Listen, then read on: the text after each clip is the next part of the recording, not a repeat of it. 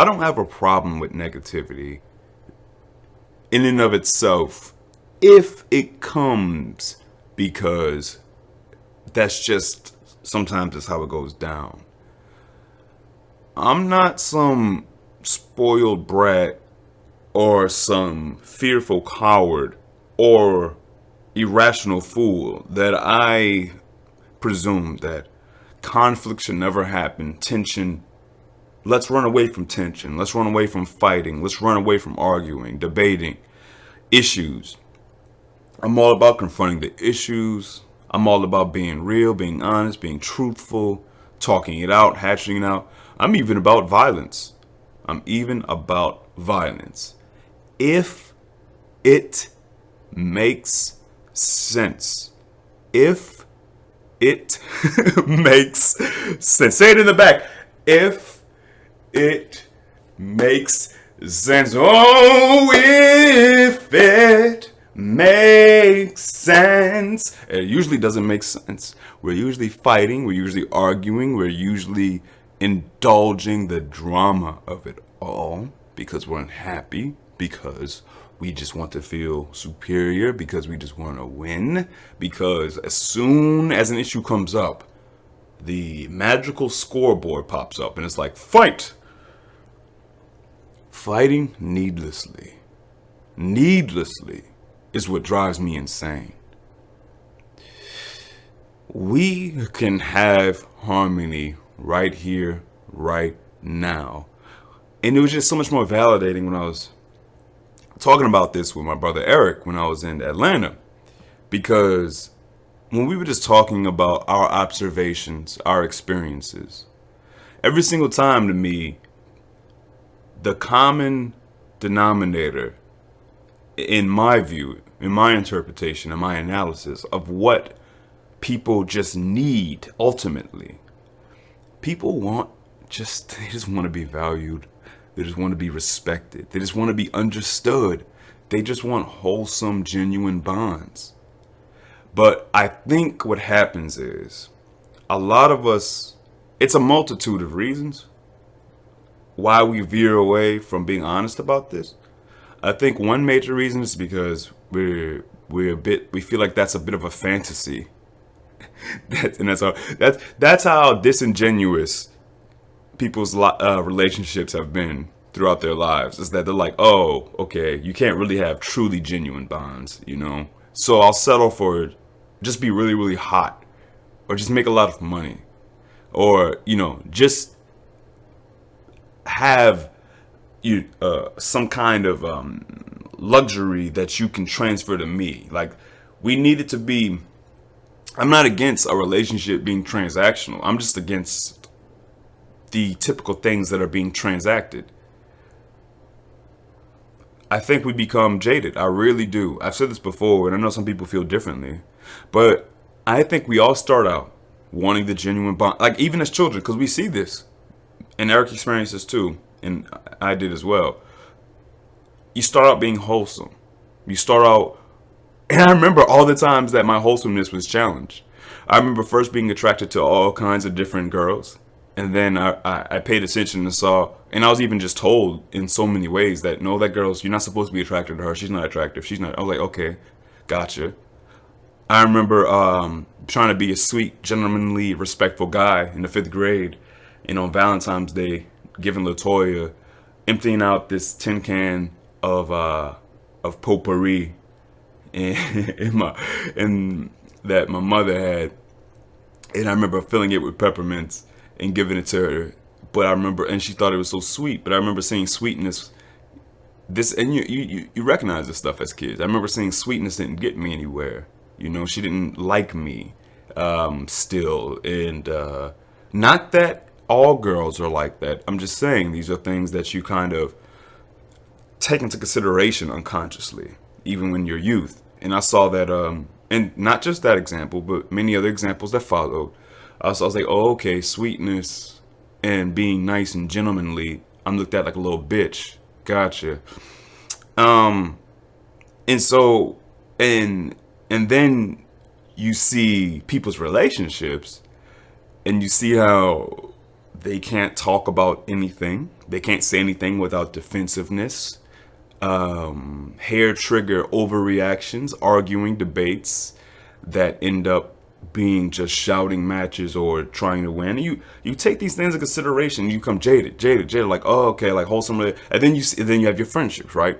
You think you can trust people. You think you have these genuine bonds. You think that this, that, and then, oh, they're full of shit. Oh, this person's full. Oh, everyone's just superficial. They care about looks.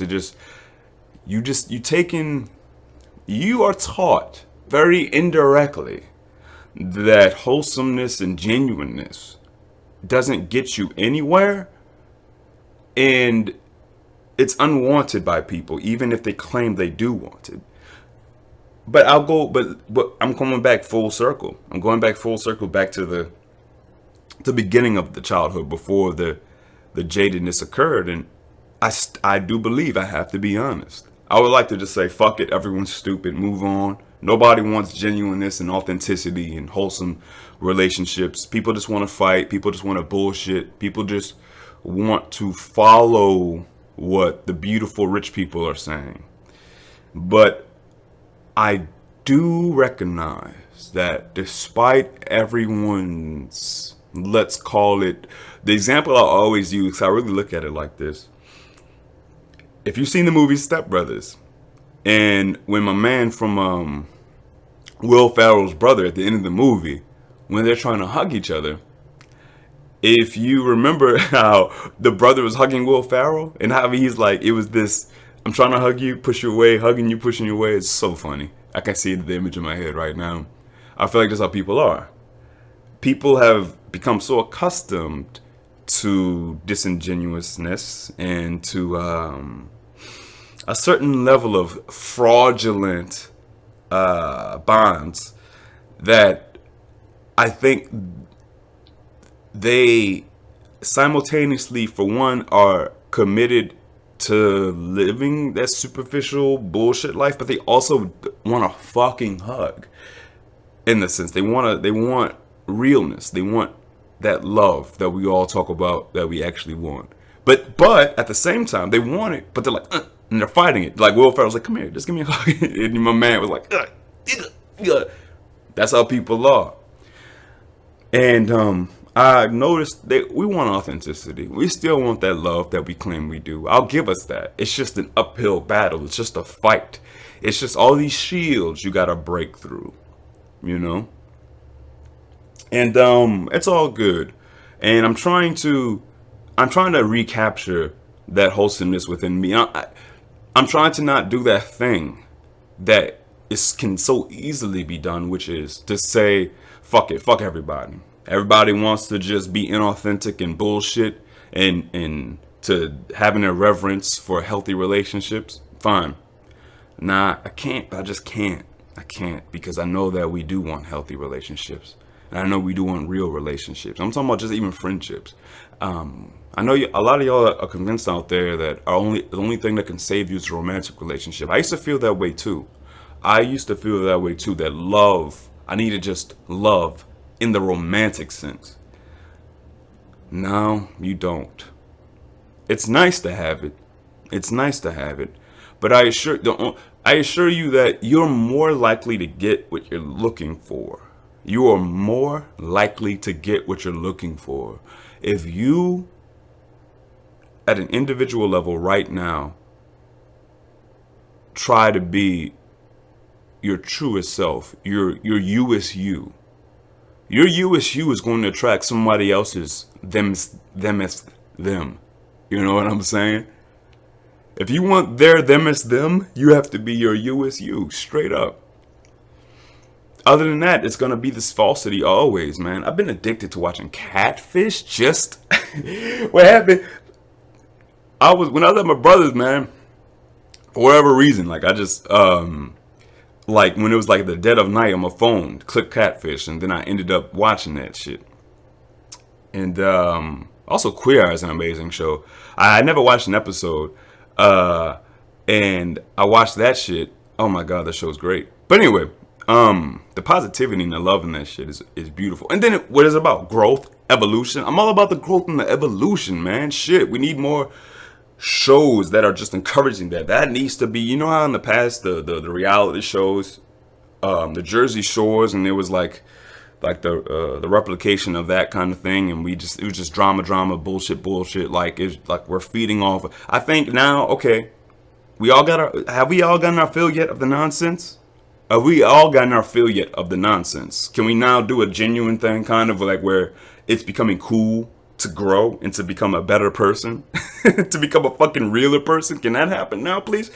But Catfish, man, not only Catfish, because Catfish was popping up on my shit due to me having watched clips of 90 Day Fiance on TLC. And what was interesting me with all these shows, what was intriguing me with all of these shows, is just how powerful superficiality is. Motherfuckers, and it got me like this too. When I was younger, I was just the superficial of these people. I'm not even knocking them per se. I'm saying we're all such fools. Somebody's handsomeness or beauty means so much to us. God damn. It means so much to us. It's like it is the end all be all. We're so full of shit. If someone's beautiful or are handsome, I love you. What the fuck? That has to stop. For the love of God, we have to get over that shit and realize that that's not enough. And not only that, but I assure you that when you try to be a more authentic person, and then certain characteristics of yourself come up more, like let's say when you just appreciate the genuineness of it all. I was looking at my dog earlier today, and I was like, why is my dog so fucking just cute to me? Like cute. Like not on a level of just like, oh, it's cute. I mean, but like cute in a profound way. And I was like, and I'm talking to myself because I'm a crazy person.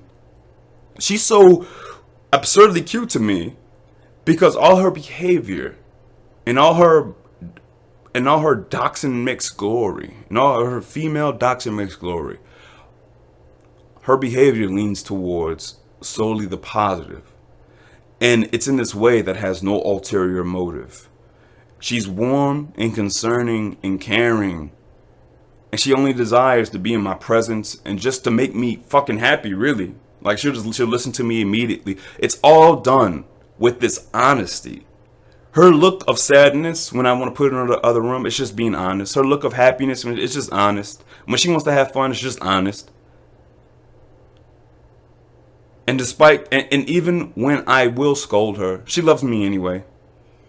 Because she understands. It's just pure. It's just simple. It's just right there. There's no complexity there. All her cards are on the fucking table. And it's so fucking cute. Because that purity, there's something very attractive and beautiful about purity, about the absence of ulterior motive, about honesty. There's no deceit. It's not just, that's why all animals are so awesome. If you're an animal lover, and if you're not, and if you don't understand the animal lover, like cats, I love cats now, because cats are just them. They're like, fuck you. They love you or they don't love you. They're honest. Like, love or hate cats, they're fucking honest. They're being honest with you. Dogs, they're being honest with you. Humans, they're not being honest with you. Because they're not being honest with themselves. They're not being honest with themselves. And we get suckered into buying into all this shit that all the rich, beautiful people are telling you. And I'm not trying to do a Bernie Sanders thing where like it's all the rich fault. It's not even about just richness. What I'm saying, this is what people are attracted to. Either banging body, banging face, a lot of money, or both. This makes you a credible human being. But what about the relationship? Do they give a fuck about anything you have to say? Do they care about you at all? When you start to care about yourself first and foremost, and start to want to refine and strengthen the qualities about yourself that make you awesome, you begin to attract, I believe, what you want to attract. The people in my life that are really in my life, that's who the fuck I want to be in my life. But also, if all of a sudden, out of nowhere, if the people that I love and cherish became the people that I'm criticizing, I'd have no qualms about not having them in my life. Nor would they have any qualms about me. I mean, it's such an absurd and fantastical thing to imagine, like all of a sudden me becoming the opposite and them becoming the opposite. I'm just saying, were that to happen, we'd all be okay by ourselves. I believe. I'll speak for myself. I know I would. If you can learn, I guess it is, isn't that the thing? Learning how to love yourself. But that goes back to those 4 pillars. I think that, you know what it is? Okay, this is what it is. This is what the fuck it is, yo. I'm gonna tell you. We believe, due to our culture, whether it's your country, your little bubble in your fucking neighborhood that you grew up, the city you grew up, because of black thinking, white thinking, Asian thinking, whatever the fuck, there's these notions about all this shit.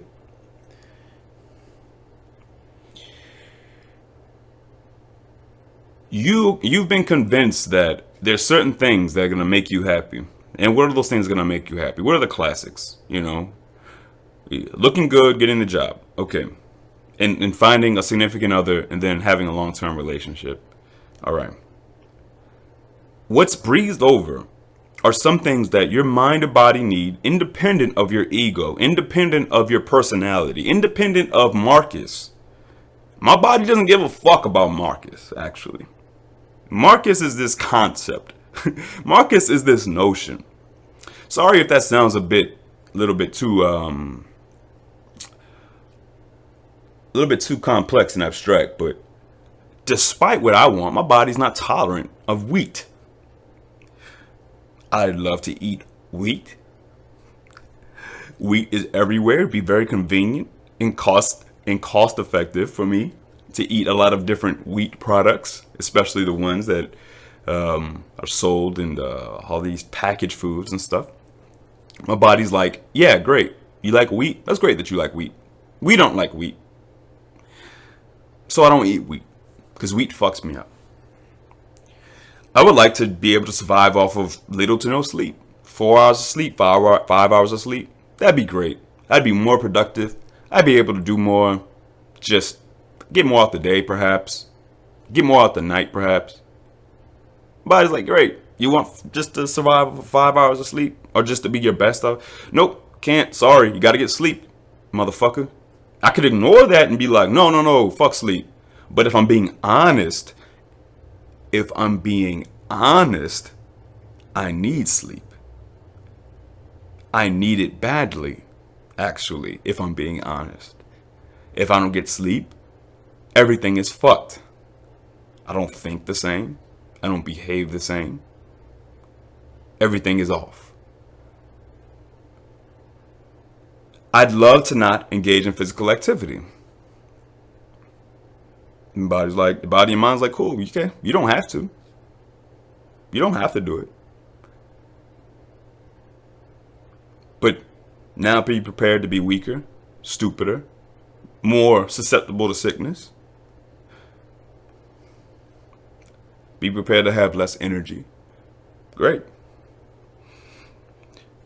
When I converse with people, I would love to just talk, say whatever the fuck pops in my head, which I've done many times, especially in my younger days at jobs. When you talk to people, just say whatever, just talk out your ass. Just everyone's just kind of very in a very ADD-ish way, just saying whatever, finding a way to entertain themselves, talking about whatever.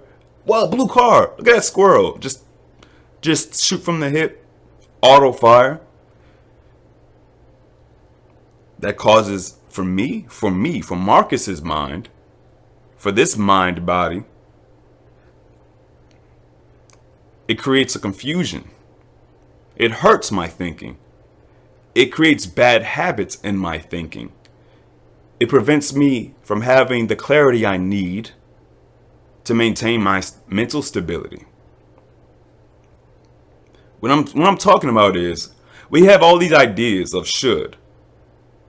I shouldn't have to meditate, be in silence. I shouldn't have to exercise patience and understanding and mindfulness when I converse with people. You shouldn't have to, but you do need to.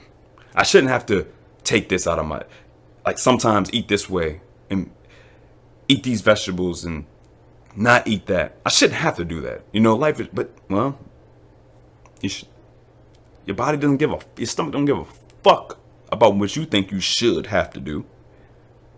The actuality is that it has a need, an appetite for nourishment. You have the choice not to give it that nourishment. And the body's extremely resilient in the sense that you can, even if you ate like shit every day, you might live to an old age. Although your quality of life would be shit, your thinking would be less. Your functionality physically would be less. And if that's what you want, fine. But it doesn't have to be your destiny.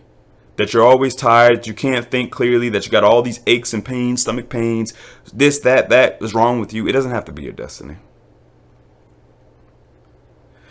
I resent that I still have to. It's wild, man. When I do yoga, let's say, and I do my own little version of yoga, I just put my timer on, feel my body out, listen to my body. You want to go this way? Okay, we're going to go this way. You want to stay in this position? Okay, we're going to stay in this position. Let stuff loosen, let blood flow. There's times when I resent it, when I'm like, God, why? Like, okay, you do it. I'll do it consistently. Like, okay, I shouldn't have to do it. I did it Monday, Tuesday, and Wednesday. And then maybe I'll skip Thursday. And then I'll even think, okay, I don't have to do it Friday. I don't have to do it Saturday. Like, you know, I did it enough. My body's like, motherfucker, that's great that you think you don't need it. Okay. And you know, ultimately, Mr. Marcus, you got executive control. Ultimately. You don't want to do it, you ain't got to do it. But you're fucked. Be prepared for stiffness, for aches, for much less functionality, and then be prepared to only get worse and worse and worse. What the fuck you think? You're going to magically just... Everything that's beneficial, every fucking thing that's beneficial to your mind and body, you have to continually do. And Marcus, the spoiled human brat, is so resentful towards that. Marcus, the spoiled asshole, says, fuck, I wish I can just not give a fuck. But that's not the actuality.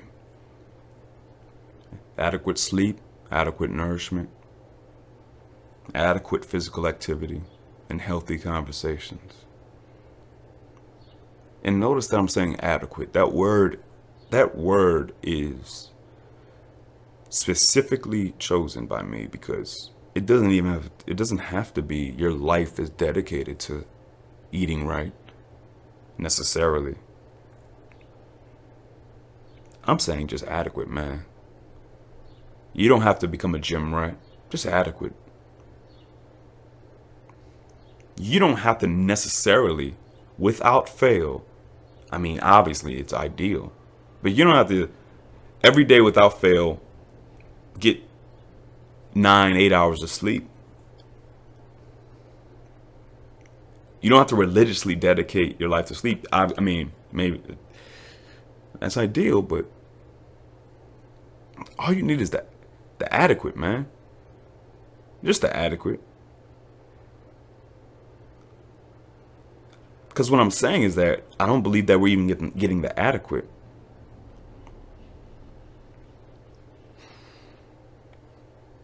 And to be honest, all these things together are what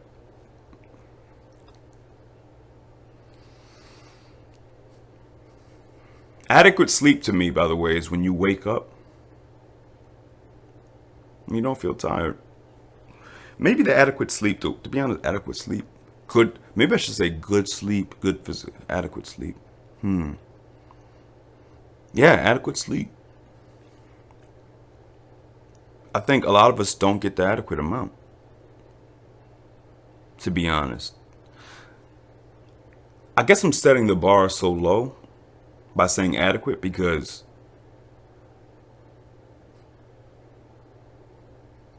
we don't even come close to having it all. It needs to be all too. I've noticed it is the four pillars, and I keep going back to it because the four pillars, I call this the four pillars of happiness: the adequate sleep, the adequate physical activity, adequate nourishment, and the healthy conversations. Even an adequate amount of healthy conversations. Because when I notice that all four of these, when they exist at the same time, simultaneously, when these four criteria have been met, so to speak, I find that my stability is there. It's just there. I find that I don't have the same complaints. I don't have the same issues if all of those are existing at the same time. But what's so wild to me is that if I'm missing any one of them, even if I still have three. So again, I'm just saying, I'm just rolling. I'm just talking with y'all, man. I'm just talking, but I don't know what else to say, how important this is to me and how much I believe this to be true. Again, I'm just going to say the four pillars of happiness: adequate sleep, adequate nourishment, adequate physical activity, and healthy conversations. I used to say fulfilling social relationships, but I say healthy conversations now because I believe that you can have a fulfilling conversation, a fulfilling social moment, I should say, let's say, with a complete and utter stranger. But if you're both talking in a healthy way, which is to say, with patience, with a desire to understand, with a mindfulness, with a desire, with a carefulness in how you choose your words, and when there is a mutual desire to build a bridge between the other, that is super fucking fulfilling. When there's that authenticity there, that's super fucking fulfilling. And it can be with a complete stranger. So that feeling you get, that feeling of fulfillment, that boost, you can have a better conversation with a stranger than with a family member or than with a friend. Because I don't think it's even necessarily about the person. It's about the approach to the conversation to me. That's what I've noticed, and that's what I believe. Obviously, friends are great. But I'm saying that in your friendship, if you're missing the healthy dialogue, where there's no judgment, where there's benefit of the doubt, where you're just as eager to listen as you are to speak, that's missing in a lot of friendships. And it's just wow. When I notice that when one of those is missing, the instability is just there. The sense of unhappiness, the sense of unfulfillment is there. And I just don't think it's coincidence, and I do not think I'm crazy. I don't think I'm crazy. I think I see something very clearly, to be honest. And but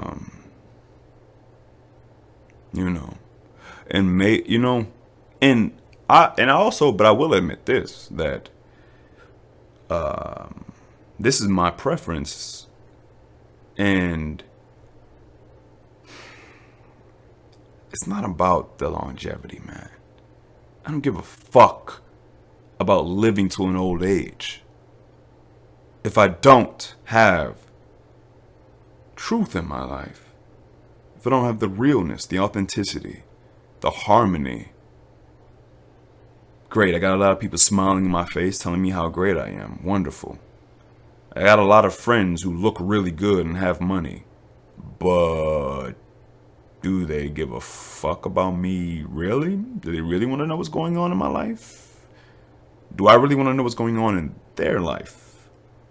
Do we care about each other truly? The 4 pillars to me are for your sake, independent of other people to begin with. Because even if people aren't having healthy conversations with you, you should be trying to do so.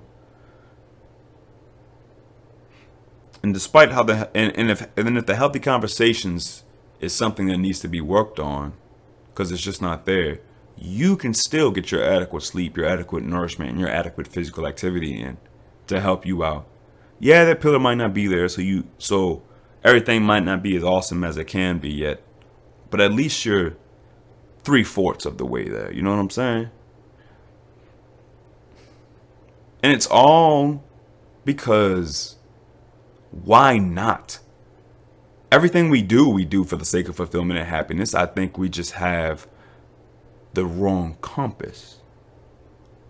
We think that intrinsic in just getting married and having a family lies happiness.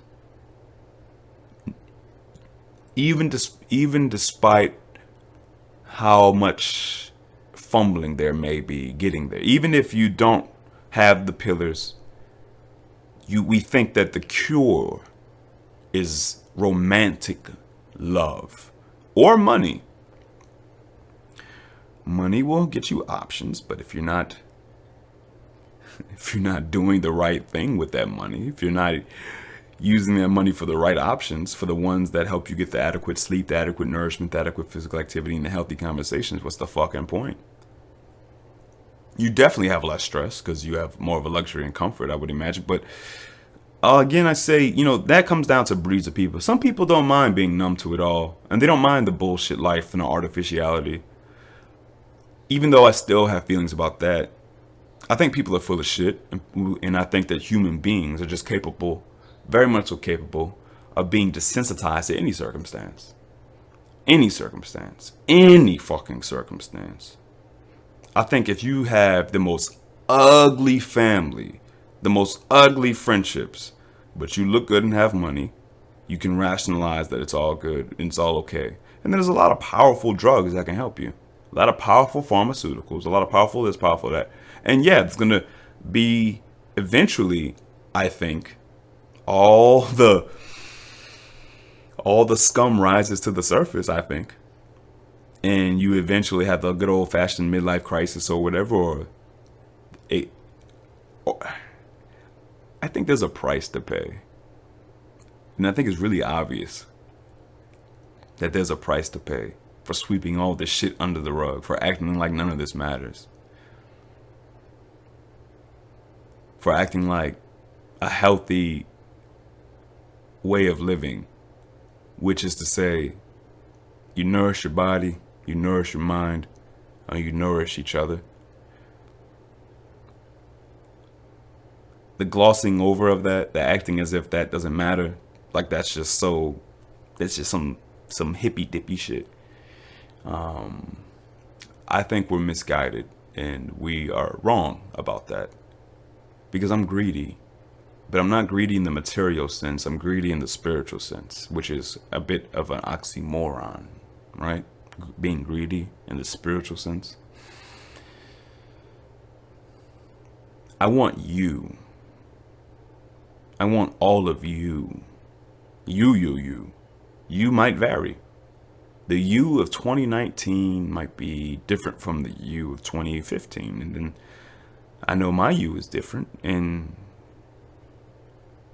different doesn't mean fake. Different doesn't mean bad necessarily. You can just be growing and growing and growing. Or you could just be...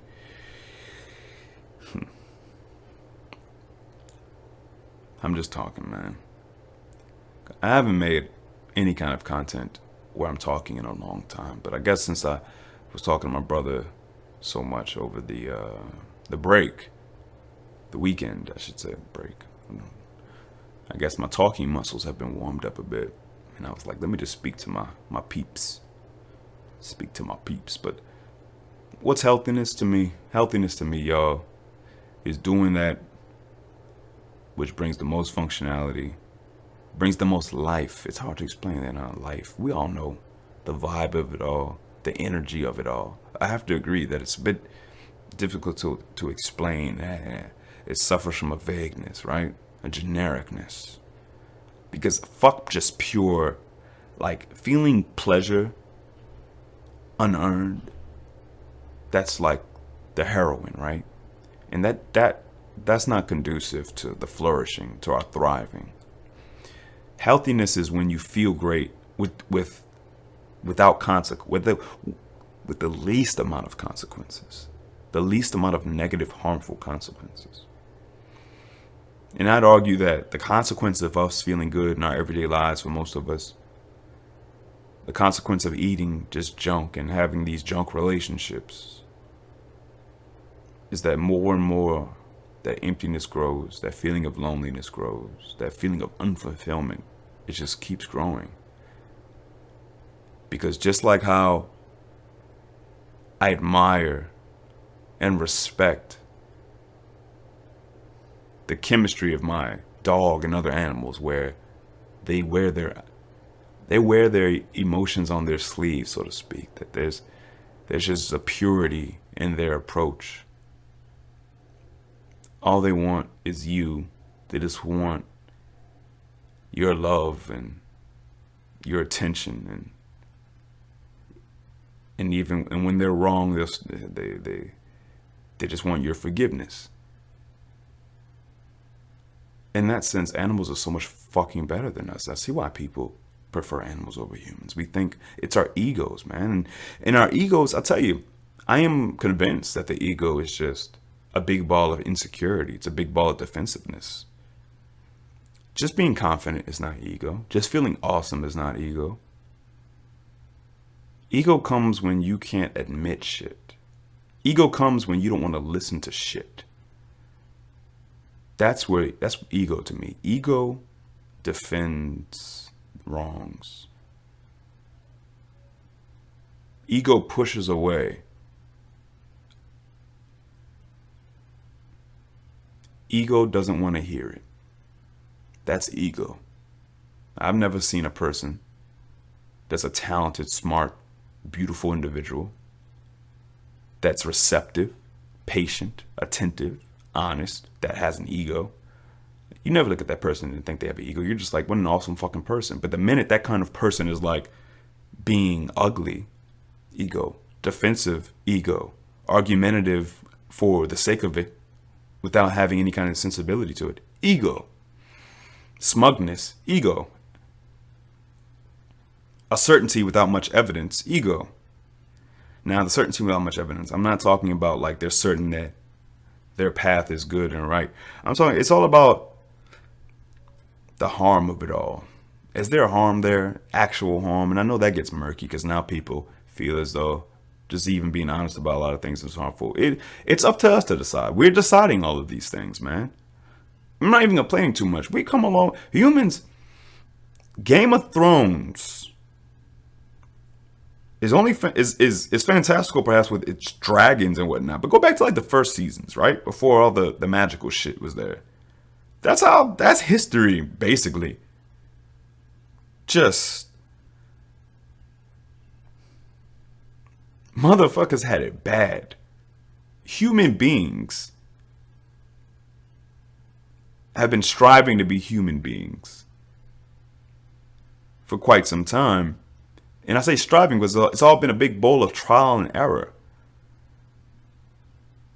We are worse than animals. We, commit genocide. Just because we're like, hey, you look different, motherfucker. It's not because we're like, we need more food. Sometimes it is. A lot of times it's not. It hasn't been. Human beings, a lot of humans have fought for their leaders just because their leaders are like, do it.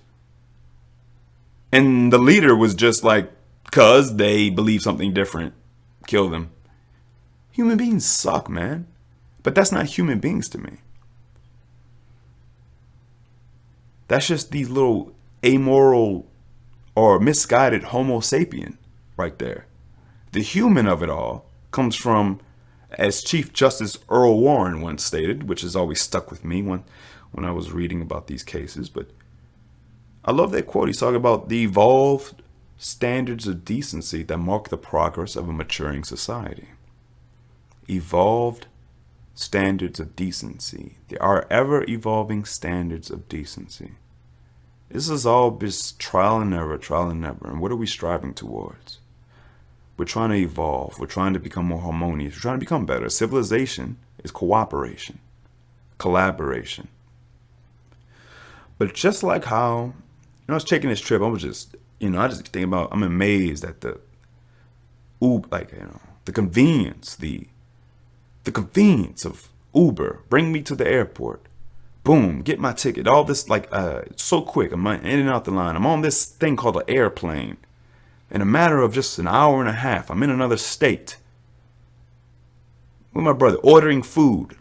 Fantastic food. Let's order something to the place. Boom. The convenience. The ease. Now, okay, that's our technology. That's our technology. Now, that's pretty advanced. Are we advancing socially? Are we getting the most? We're getting the most we can of our technology for the sake of convenience. But are we getting the most out of our relationships for the sake of fulfillment?